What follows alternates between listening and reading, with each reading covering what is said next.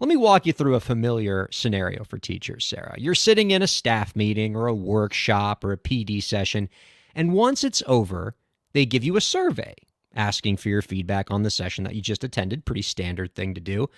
And while surveys like this, we can all agree, can be a great way for presenters to get actionable advice for the future, many teachers often leave with the impression that their feedback is getting unheard. From this article in Edutopia, quote, teachers become understandably frustrated when they are asked to fill out one survey after another, only never to see the results of their feedback. When principals gather voice data and do not respond in a visible way, that may occur because they proceed with decisions on their own and then forget to circle back, or they might fear getting a strong negative reaction if they are explicit about not taking feedback suggestions. However, closing the loop on voice data, which is any information gathered from a group of people via survey, form, or questioning, regardless of the outcome, is important so that people believe their opinions are being considered. The article also speaks about the importance of feedback on feedback, in which principals or session leaders prioritize following through on the information they receive from teachers in a session and then directly responding to that feedback with actionable steps. Results from that feedback should be shared with the participants, and decisions based on that feedback need to be clearly communicated. Quote, if teachers are asked to provide their thoughts at the close of each staff meeting, the results of what they shared must be reviewed in detail at a subsequent meeting, ideally toward the beginning to explain what is about to occur. Unquote. Effective feedback on feedback, the article reminds us, can create a more functional workplace and a greater sense of belonging for teachers. Right? So I feel like these two stories kind of tie into each other. What we want to avoid in the PD process, in the staff meeting process, is asking for teachers' feedback, but only because you feel like you're supposed to, and then not actually taking any action based on that feedback, not turning that feedback into an ongoing conversation to show how that feedback's going to lead to real change. I think this article is an important reminder for all of us in that regard. I couldn't help but, while you were saying that, bear out the idea of feedback, not just from professional development, but in the classroom.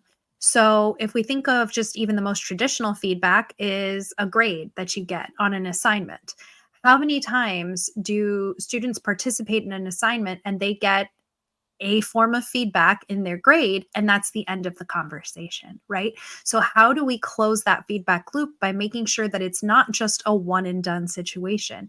How do we make sure that the entire culture of our school is about receiving, analyzing, and moving forward, right? Not just the collection of data, but the analysis and the next steps. Those next steps are the hardest things to follow through on.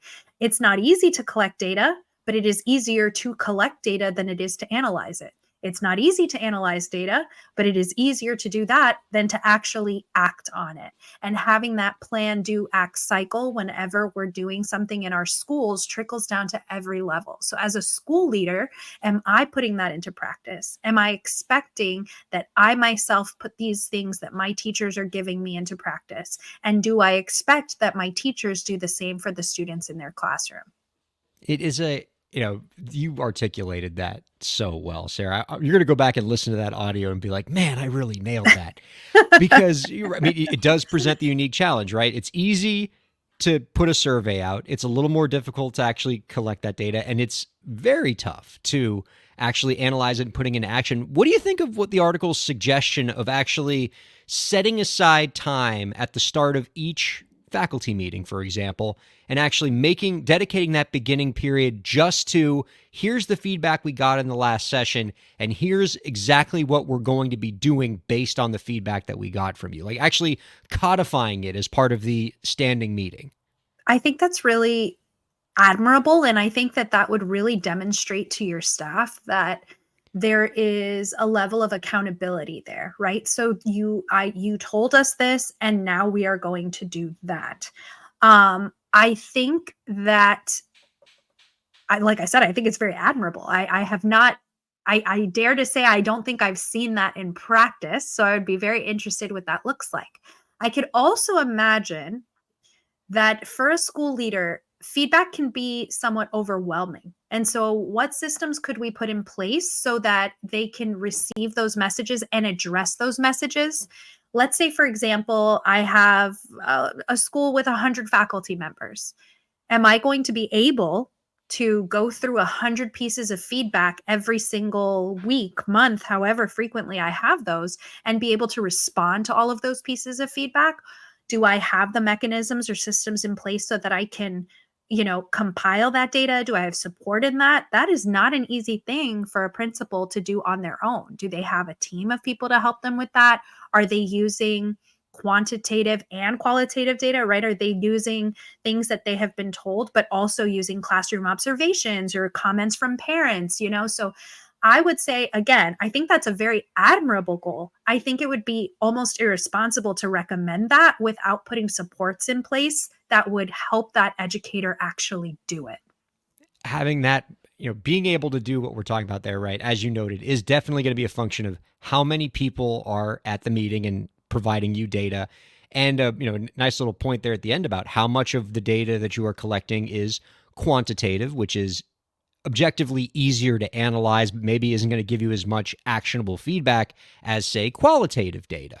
And certainly, Yeah. I think you need to have both in an effective survey to get the most information in the amount of space that you have. But marshaling all of that data, especially if you have a large audience, and then having it able to present at the next meeting in a way that creates actionable next steps is an interesting challenge for educators. But the overall principle still remains that you don't want to fall into the trap of in PD or in faculty meetings of checking boxes, right? Right.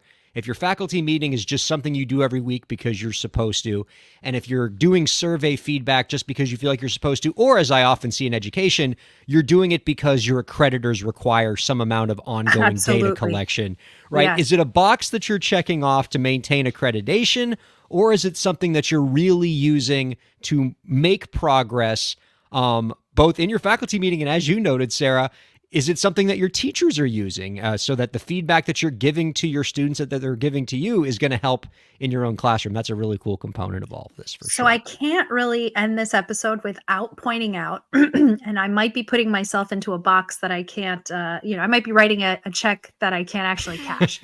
But I will say that I have been extremely privileged to work with one of our principals in Somerset who was facing a very similar problem. And she actually talked about using a program. She sought out a program to help her solicit and react to the feedback from her faculty. And so she actually started this whole thing that we do at Somerset using a program called Standout. And it is not really a program that's meant for educators. She kind of had to convince the company to help us because it was something she really wanted to do. But it's something larger corporations do to have these kind of active engagement and check ins with their staff to see what's going on, what challenges are they facing, and how their direct supervisor or administrator can support them with that.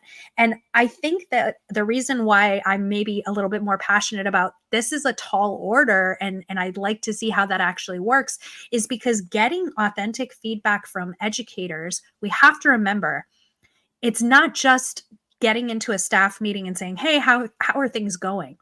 By and large, our teachers work in a vacuum. They do not have a lot of contact with other people. So getting into 100 classrooms in a week, in a month, is not an easy thing to do.